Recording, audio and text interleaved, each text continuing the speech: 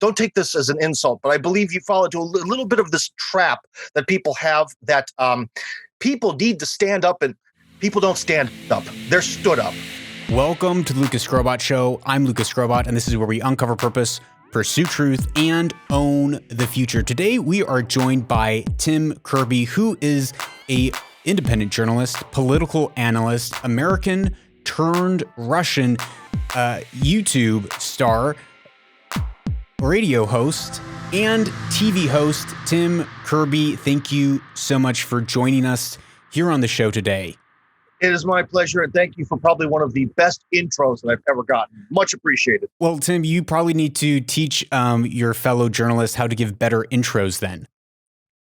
Maybe. Well, it's not exactly like I do a great job myself. I am definitely one of those people where I'm a bit scatterbrained, so I definitely like to have all that data on a little piece of paper in front of me and pretend like I'm not looking at the piece of paper. Well, but I do my best to do a good job. But you'd be surprised how many people will not ask you questions about like how to pronounce your last name, what you actually are, and very often I get mislabeled about what I'm doing, and that's very unprofessional. Word to the wise journalist: ask someone basically who they are in advance. You didn't do that, but you did such a good job that doesn't matter. It was fantastic. Well, you know, it was easy because you actually put your information online. When there's not information online, then it's really hard. Now, one of the things that I find fascinating about you is you are an American turned Russian dual citizen. What was kind of your, before we get into the meat of this episode, what was kind of that process there of becoming a dual citizen? Well, yeah, I don't think about information about me. It was kind of interesting. On the Russian version of Wikipedia, I exist. On the English version, I don't. So you can see where my popularity lies. But why I came here basically was a bit of an ethnic question. A lot of people come for different reasons. Some people are sort of disgruntled or whatever. Mine was just sort of that kind of had nothing going on. And all my ancestors came from what at one time, you know, the borders of the Russian Empire around the beginning of World War I, the Eastern Poland, Belarus, Western Ukraine, all that. It was all part of the Russian Empire. And so I kind of wanted to come back home to Eastern Europe to see what it would be like. I was kind of a little bit, I don't know, disenfranchised by life in America. I'm from Cleveland, Ohio. Go Browns. I'm from the Rust Belt. And I really didn't see a whole ton of perspective for myself or future. So when you've got absolutely nothing to risk, taking a big risk is a lot easier. Other people are a little bit more gun shy about making those kind of life decisions. Absolutely. I'm actually half Polish, so I kind of resonate with that Eastern European kind of bent and desire. I kind of have more and more. I'm reading stuff about Poland and history of Poland. I'm kind of drawing back to my ethnic roots. But speaking of ethnic roots and speaking of geopolitical happenings in the world, I recently read an article of yours on Strategic Culture Foundations, and it was about these vaccines that are coming out and the growing popularity of vaccine passports. Can you tell us what is happening kind of in the ether when it comes to this kind of new geopolitical positioning and footing? Well, first, before we get started, I have to say that what I wrote about is a could-be scenario. Okay, so basically, a lot of times people conflict what I want to happen, what I'm sure will happen, with what could happen based on X, Y, Z, and so on. Okay, so we're in that third group, all right? And also, that's one thing you should always be aware of, anyone who's listening right now, that many people who quote, write political analytical material, they actually just write what they want to happen and then find facts to support it. I don't do that. Because I really do not want there to come to be that there will be vaccination passports. There will be a vaccination passport. First off, I think I may have coined that term because I haven't seen it anywhere. Generally, what they're writing about in the media is they want to have some sort of health check or coronavirus vaccination proof that's going to allow you to travel. We're starting to see that sort of logic be expressed in the media, sometimes positively, mostly positively, but sometimes negatively, that in the future to travel to countries like all of them, but especially I believe Australia and New Zealand seem really excited about this idea of needing extra paperwork to travel to prove you've had a coronavirus vaccine. That in the future, you will essentially need extra documents to travel to prove that you're not going to spread diseases upon arrival. And that's why I called it a vaccination passport, because it essentially accomplishes the exact same thing as a passport. A passport allows you to travel because it is proof of citizenship, proof of what you are. But really, the key factor of a passport is citizenship. That's really what it shows.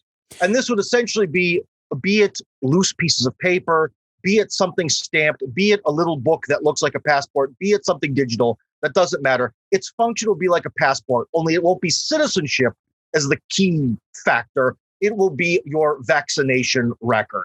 Okay. And And so that's what the overall, my sort of projection of what could happen in 2021, 2022 is. now, Tim, you're not the very first person that I've heard talk about this. I've heard my friends, my Arab friends, talk about this. They've gone ahead and they've been getting the vaccinations because they're like, well, I'm pretty sure there's going to be some sort of digital vaccine passport or requirement.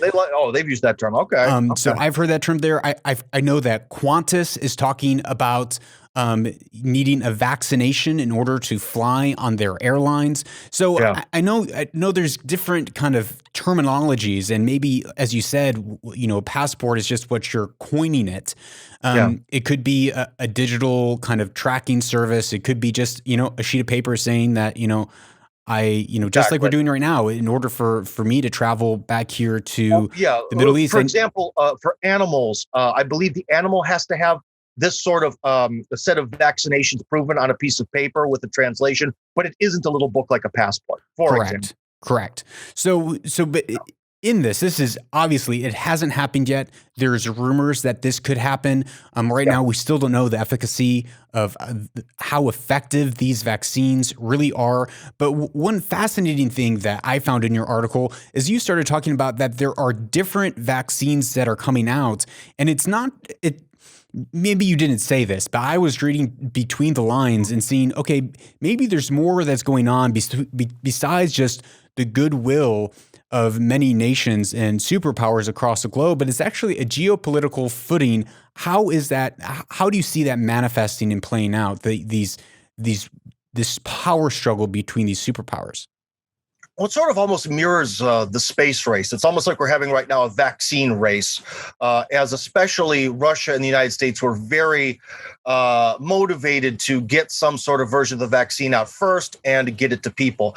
So this is sort of like the space race where the Soviet Union and the United States wanted to get to space first and then get to the moon.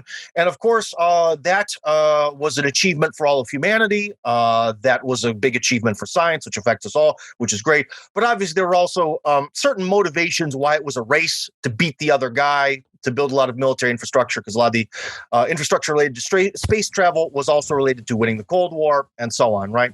So we may be seeing something like that now, especially because, as we've seen, especially the British media, maybe more than anyone, they have really pushed this idea that, well, the Russian vaccine, it doesn't work, or it could be dangerous.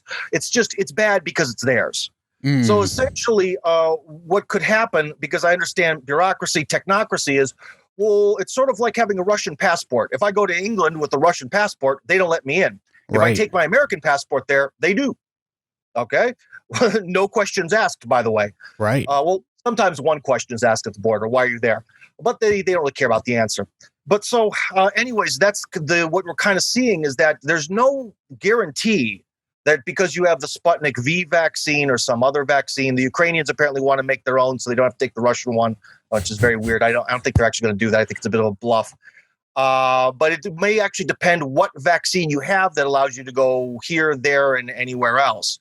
The other sort of bureaucratic question is, does it matter that you have both, then maybe the Pfizer one and the Russian one and some other one have them all?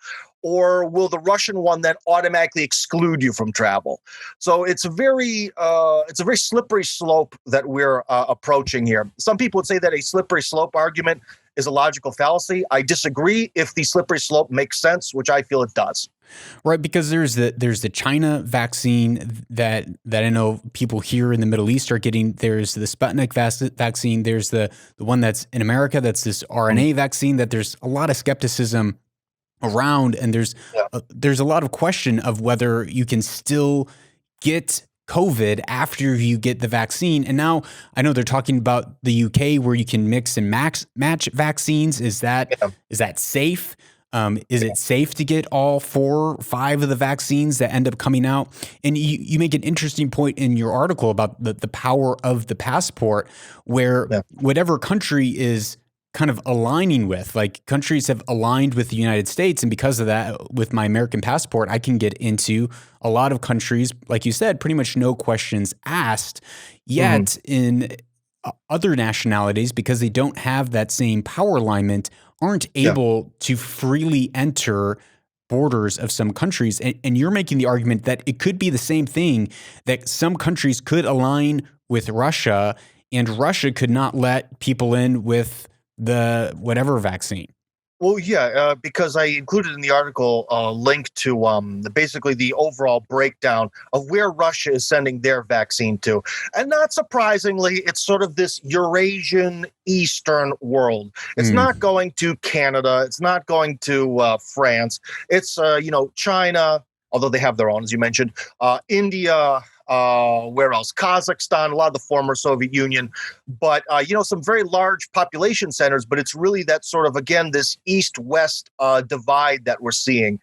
Very much, you'll see in a lot of things, even with like sometimes social media, you'll see there's a big divide between sort of this the realm of the West and the golden billion, the weaker countries of the global south, and sort of whatever you'd want to call Eurasia, the global east, right? Because even with like, for example, Facebook is all over the West. It's really the dominant, social media platform, and that goes through to South America and Africa because they sort of don't really have much of a choice, right?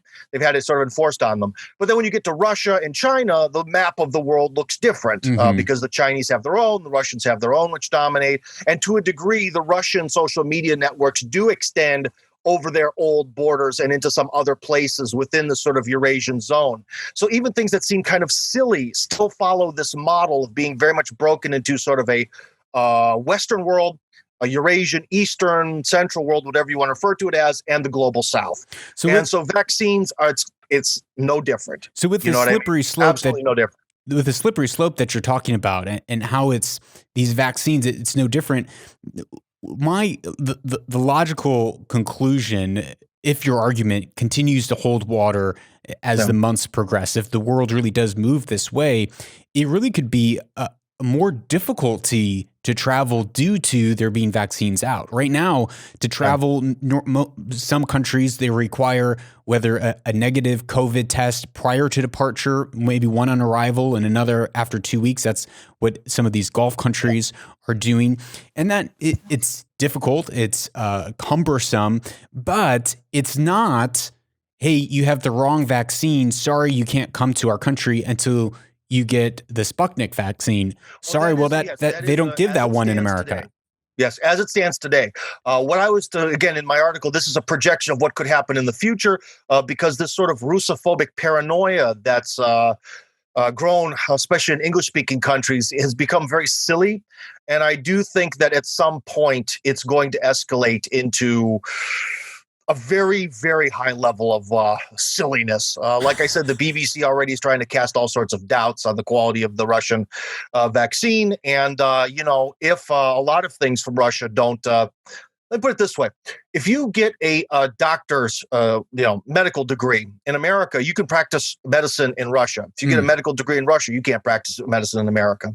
And it's probably going to follow the same suit. I really, with how much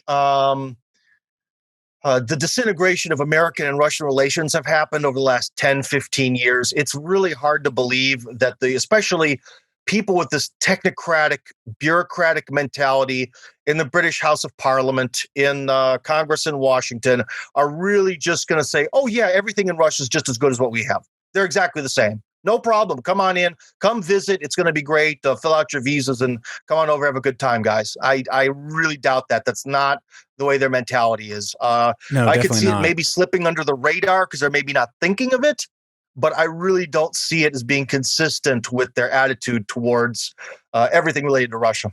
So now, as you said, this is a projection, but it's a pretty Yeah. pessimistic projection of where we're going. I mean, in my mind, that makes me want to travel less. Is Mhm. is there hope that we won't actually go? Is there hope that people will essentially rise up and say, no, we don't want to go down this path. I mean, for example, we're already seeing in France where they made the suggestion of, okay, well, people won't be able to, you don't have to get the vaccine, but people won't be able to use public transport or some public areas or travel if they don't have the vaccine.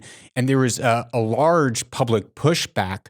Do you think it's possible that we might see that same thing happen on kind of this global scale? Well, here's a question. Push, like, I know some people hate when you answer a question with a question, but I think this is relevant. Do you think that 10,000 people would ever get together to clean my local park? Yeah, sure. Randomly on one weekend. Just sort of on their own. Your local park, not like just the one down. It could be a national park. I mean, on their own. Randomly, just one weekend, 10,000 people show up to clean up some park somewhere. Not randomly. Someone would have to organize it and really put some legs behind it. Yes. There you go. Because one thing is, I've watched a lot of your videos, by the way, to sort of get prepared. And I don't, don't take this as an insult, but I believe you fall into a little bit of this trap that people have, that people need to stand up, and people don't stand up. They're stood up. It's really, things are very much organized. People don't just sort of randomly do things. It's a lot of a question of organization. So the question is there someone who could do the organizing? Well, over the last, 20, 30 years since the fall of communism, generally most major anti-systemic protest movements in the Western world have utterly failed. Occupy Wall Street completely failed. The Yellow Vest protests have failed. Are continuing to fail and will continue to fail. The protests against, I believe, the Iraq War were some of the biggest in actually world history, although they're kind of kept quiet, have also ultimately failed. Generally, if you don't have the media backing, if you don't have the dollars and cents, then your protests don't matter. However, if you do have the media backing, if you do have the money, then you could send 100 people to go protest somewhere and it'll change the nature of the way you live. Look at the Maidan in Ukraine. 40,000 people determined the future of 40 million because those 40,000 had the media on their side and they had a cash flow from somewhere. That's always up to debate where it came from. So the question, people could, but they generally won't. Unfortunately, as we've learned from the 20th century, the main means of repression, some people would say coercion is the proper political term. I prefer repression. But the main means of coercion for our political wonk friends of the 20th century is comfort. Comfort breaks us. Our lives, even if we're not allowed to travel, even if we have all these restrictions, our lives are still going to be very comfortable. The bottom of that I can't remember how to say it in English. Maslow's pyramid. Yep. Maslow, right? Maslow. However, Maslow in Russian, Maslow's pyramid is going to be met, and people are just going to tolerate it.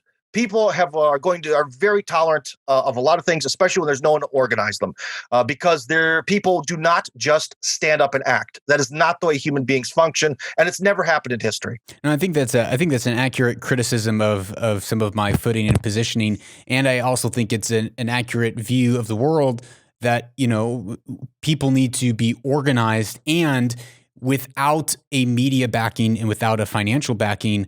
You can protest all you want, you can stand up all you want, but it probably won't get very far. But you also said, and I also agree, as long as that bottom of the pyramid is being met, that comfort level is being met, which is, as you aptly put, is the means of coercion in 2021.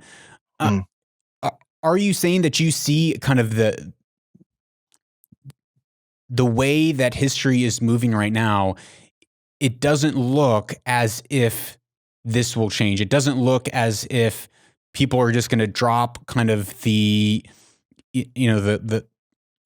whether it's the passport, the vaccine passport, or whether it's UBI, or whether it's kind of some of these new kind of socialistic pushes in the world. Are you saying that might be here to stay for a generation unless something radically shifts? Especially if you're talking about the Western world, I think about half of the people I know are for that sort of what they'd call the socialist agenda. Yes. So about half the population welcomes it with open arms. Whether you see it as good or bad is up to you.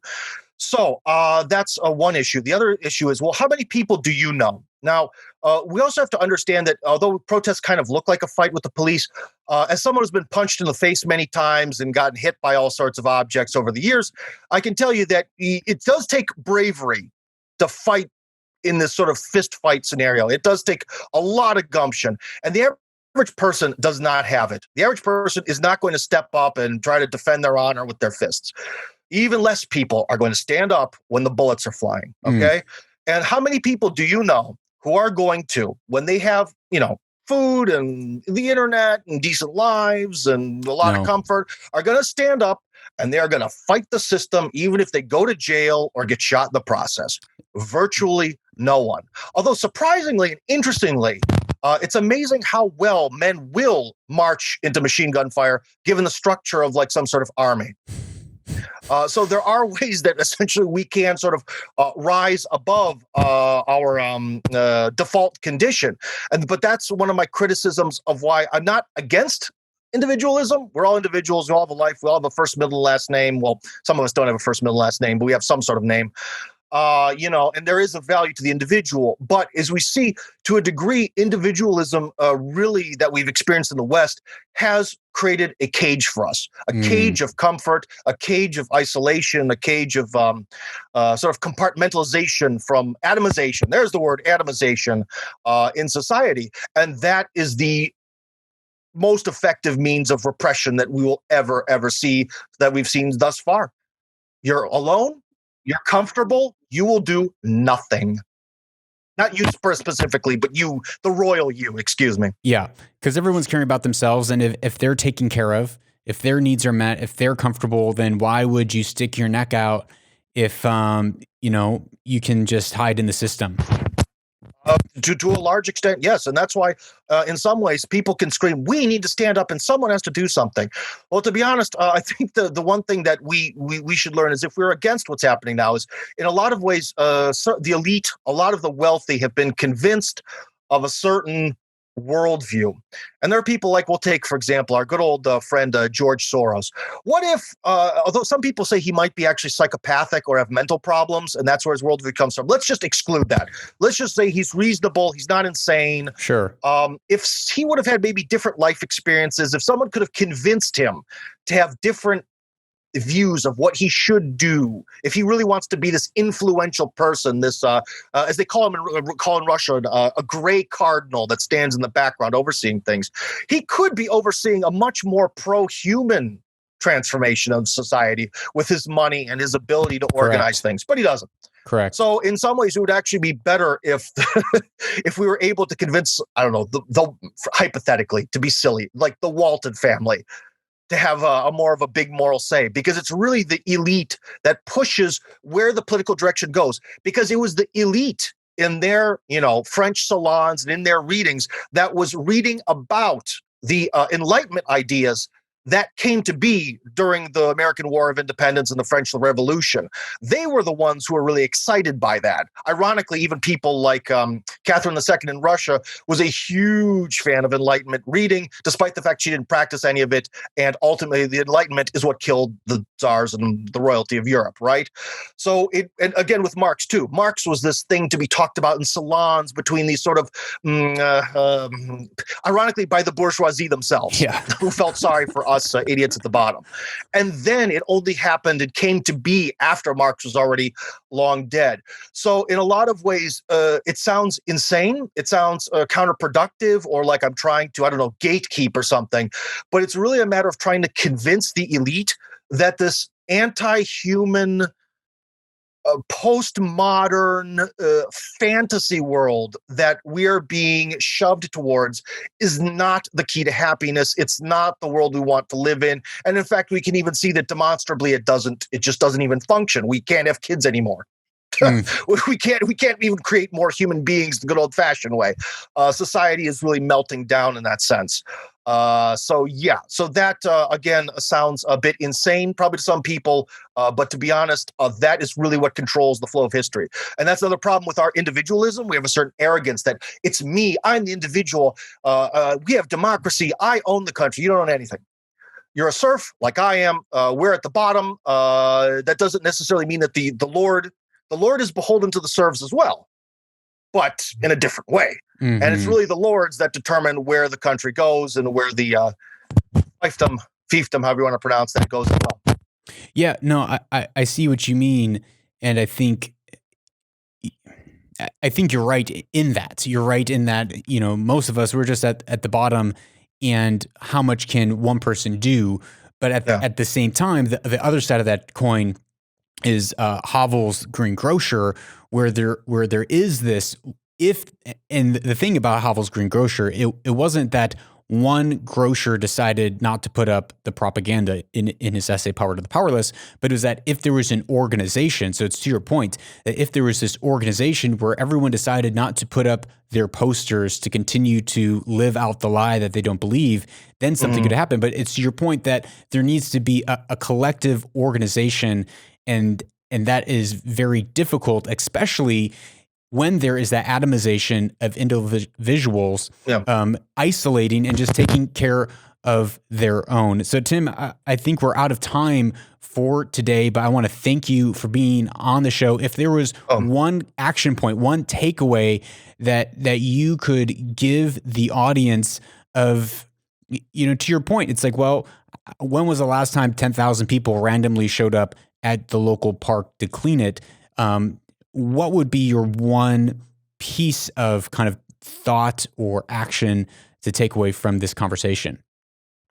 It would be that very soon the world may actually become a little bit more divided, more like the way it was during the Cold War. We're seeing on the internet, and we're seeing with these possible vaccine passports, more firewalls, more division. In fact, we started talking over LinkedIn. LinkedIn is blocked in Russia because they refuse to put keep Russian user data on Russian servers, which is against the law here. We are not seeing really globalization like the one we promised we're going to all come into one happy utopia. And the real theme of this article is this is yet another sort of factor leading towards a more multipolar, bipolar sort of world that's a lot more divided than it seems. And we're far away from the Star Trek style utopia that is promised us. I think that's one of the underlying things in the article that I didn't really mention. I just kind of inferred. So why not say it really blatantly right now? Guys, get ready. The world's going to maybe possibly close up into some big chunks, and you're going to be on one side of the line or the other. Hopefully I picked the right side. Well, Tim, thank you so much. The link to your article is in the show notes. And where can people find you on the World Wide Web? Okay, well, probably the most important thing about the serious side of my life, I unfortunately, like we said at the beginning of the program, I do a lot of stuff. You may not really sense it from this conversation, but I've been a comedian on the radio. I actually play pro-American football in the Russian league, so I'm actually at my gray-haired age. I'm actually a pro athlete for the moment until I break my legs or something. That's awesome. I do a lot of stuff, but about this more serious political stuff, strategic-culture.org. It's got the little hyphen in the middle there, strategicculture.org. If you look for contributors, there's me, Tim Kirby. Sharing the links is probably not going to help that much because we are banned on most Western media. Like now, almost all Russian media is getting banned over and over and over again because anything that comes from Russia is the devil, including maybe the Sputnik V vaccine, in the opinion of the West. So you have to kind of look for me now. Unfortunately, I've been deplatformed. And my writings, you have to hunt me down in order to read my writings. I would really recommend, recently I've written 2 articles about the potential future of Moldova, which few of you may care about, but it's important because the things that are going to happen in Moldova probably have already happened in other former Soviet countries. So that's another fun prediction, but it's also a very dark, sad prediction where a lot of people will die. So another downer. There's very few, unfortunately, very few positive political articles from me. Well, that's encouraging, Tim. Thanks for the encouragement today. But thanks for the wise words and warning. Thanks for being on the show. And thank you very much for having me. Don't go away. We will be right back with our Weaver and Loom segment.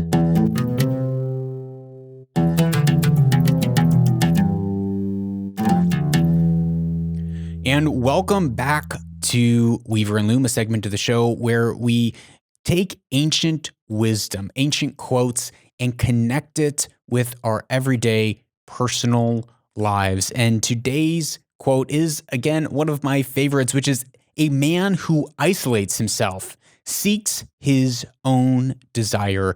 He rages against all wise judgment."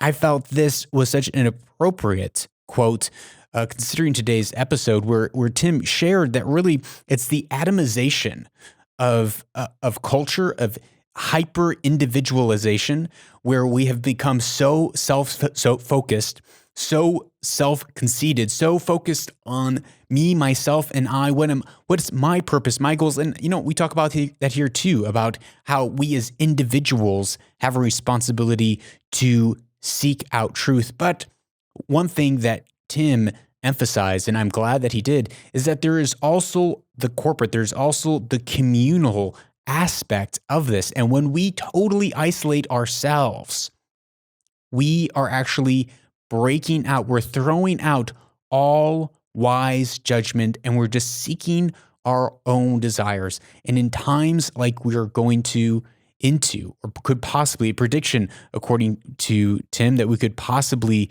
go into, this is dangerous. It's dangerous to be so isolated that we're not connected with the needs of those around us. And that's the important thing.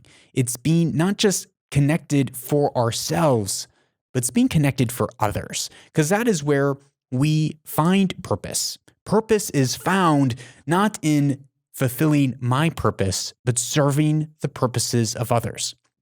Let me say that again.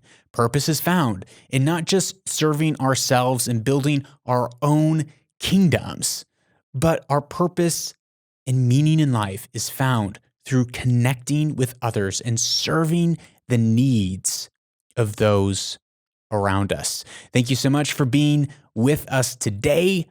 I hope you enjoyed this episode. Please share this with a friend, WhatsApp it, text message, SMS. I don't know, do we even do SMS anymore? Regardless, share this with a friend. And remember, you are a person who goes out and seeks truth, who asks hard questions, just like Tim was asking hard questions today, all so that you can connect with your purpose, your meaning in life, your destiny, so that you can fulfill it.